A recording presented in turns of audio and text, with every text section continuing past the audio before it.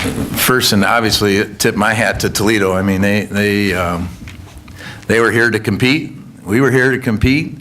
I'm not disappointed. I'm disappointed we lost. I'm not disappointed completely in the way we played. They were able to. The thing I give them credit for that they weren't completely able to do the first two times we played them was expose us with the speed of their guards. Today that became very evident.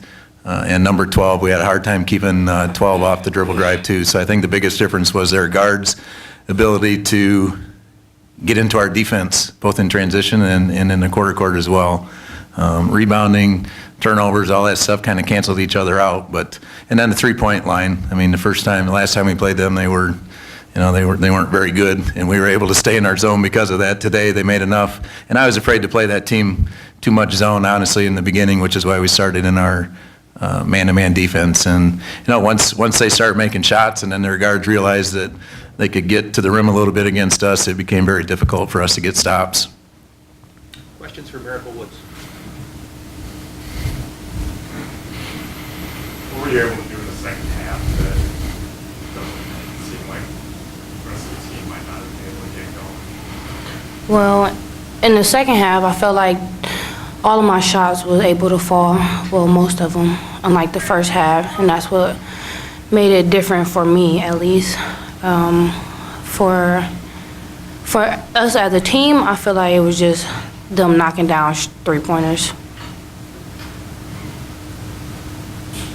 Questions for Coach Clipfell?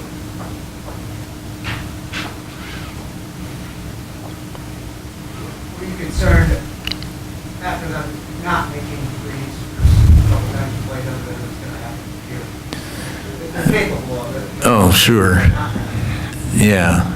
I mean, Capitosa, I was watching her shoot. She's a big key. I mean, I recruited that kid a little bit in the previous job, so I'm familiar with her. She's from where we're at over there in Kalamazoo, so I've known her for a while, and I was actually watching her shoot in pregame, and she wasn't shooting it very good, and that scared me, honestly, and then when she hit that first one, everybody gets a little bit more confident, and to go 5 for 6, I didn't think she would do that. Even if she shot well, I thought she might go 3 for 6, 3 for 7, something like that, which would be admirable, as opposed to a 5 for 6, which was killer for us, and it seemed like they came at big times every time she hit one too.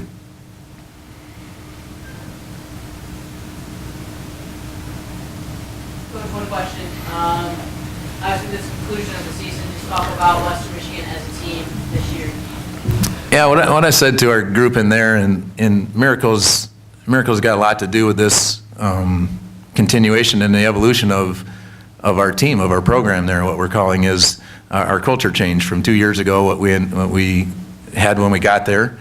We haven't had a lot of scholarships in terms of a lot of personnel changes, so we've been limited in that regard, but I feel like what I told them in there is I feel like that we have turned the corner in terms of the culture and in the belief.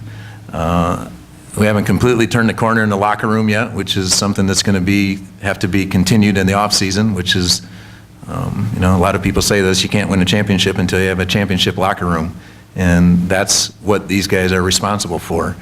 I tell them all the time, I don't think they quite really know what I'm saying. I keep trying to say it different ways, but I say a player-coach team is better than a coach-coach team. And I think they're starting to understand the definition of that.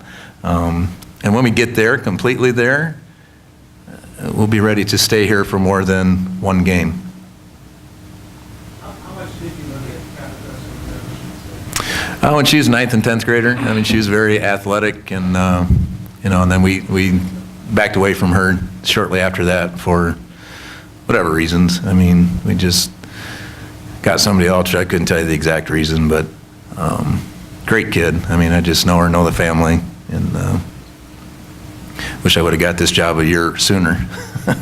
She wouldn't be in Toledo, but still maybe so. Who knows? But anyway, that's about our team, and I'm happy. I said I'm proud to be this coach of this team, and I'm going to continue to be proud of this coach of this team, and we're going to win the championship at some point, sooner rather than later. Coach, can you talk just a little bit about the ownership of both of us, where you're at, and where you kind of see this going? Clearly, this is a buildable block. Yeah. Some philosophy for the future. Yeah, it's about believing that we can actually do it. I honestly feel like for a long time that we felt we were better than we really were, okay? Meaning that I felt like from my analysis of the team was that we had to be a very blue-collar, pack your lunch pail, get dirty, get down in the trenches, get the grease on you, run around in the mud, I call it, you know, and I didn't feel like we were willing to do that. And that's why I talk about the culture change. Now I feel like they understand that that's what it takes, you know, all things being equal. I mean, you look at this league, and this league's got a lot of new coaches and a lot of good coaches. It's going to keep doing this to the middle. You know, we got to get to those couple at the tops that seem to be a little bit in the world of their own. But, I mean, sooner or later, that's all going to come to the middle. Then it's going to be, to me, the guy that packs the biggest lunch and is willing to work the longest and the hardest hours to climb that mountain.